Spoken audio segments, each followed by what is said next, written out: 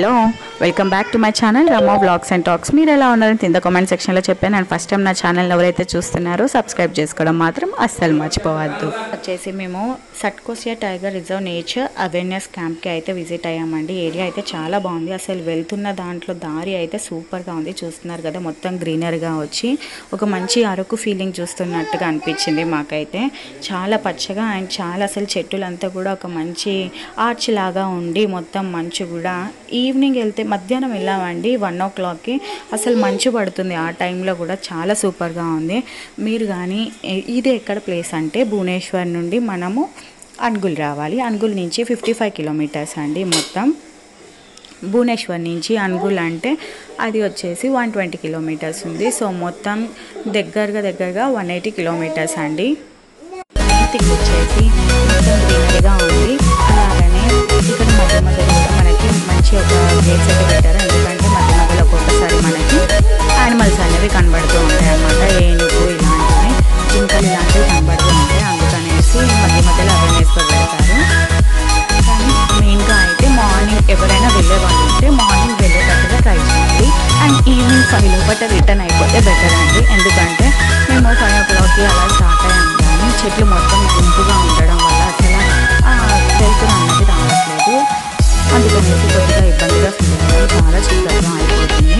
కొత్త వాళ్ళకైతే కొద్దిగా భయంగా ఉంటుంది ఆ ప్లేస్లో.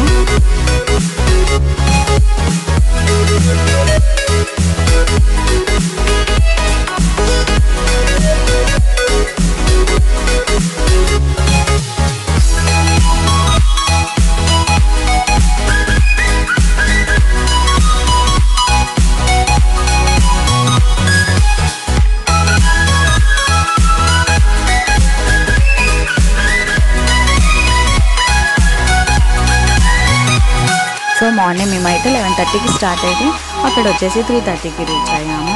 చూడండి ఎంత బాగుందో అసలు ఆ కొండల మధ్యలో. అదైతే చాలా బాగుంది వాటర్ ఫ్లో. ఇక్కడ ఇంకా బోటింగ్ కూడా ఉందండి.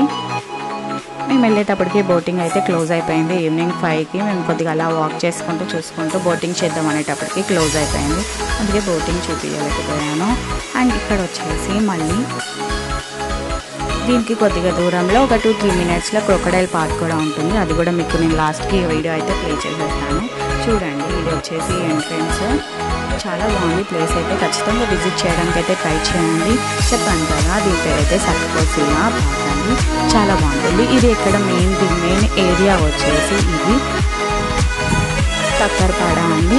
భువనేశ్వర్ నుంచి రావాలి అనుకున్న వాళ్ళు చక్కగా పూరి కోనార్క్ చూసి అలాగనే అన్గుల్ వరకు వెహికల్ బుక్ చేసుకుంటే చాలా ఈజీగా వెళ్ళి వచ్చేయచ్చు. ఇది అంతా 1 day పడుతుందండి ఇక్కడికి వెళ్ళి రావడానికి భువనేశ్వర్లో ఉన్న వాళ్ళైతే. సో భువనేశ్వర్ ఎవరైతే విజిట్ చేస్తున్నారో ఖచ్చితంగా ఇలాంటి ప్లేస్ అయితే మీకు చూసేయండి.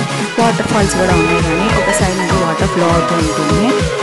అది ఒక హైడెన్ ప్లేస్ లాగా ఉంటుంది. అది కూడా మీకు చూడడానికి ట్రై చేస్తాను. మీకు ఇలాంటి వీడియోస్ ఈ భువనేశ్వర్లో టూరిజం ఉన్న ప్లేసెస్ని ఖచ్చితంగా చూపిస్తాను ఇంకొక 2 daysలో. So thank you for watching my video. ఇలానే నా వీడియో చూస్తూ ఎంకరేజ్ చేస్తూ ఉండండి. అలానే సబ్స్క్రైబ్ చేసుకోవడం మాత్రం అసలు మర్చిపోవద్దు. బాయ్.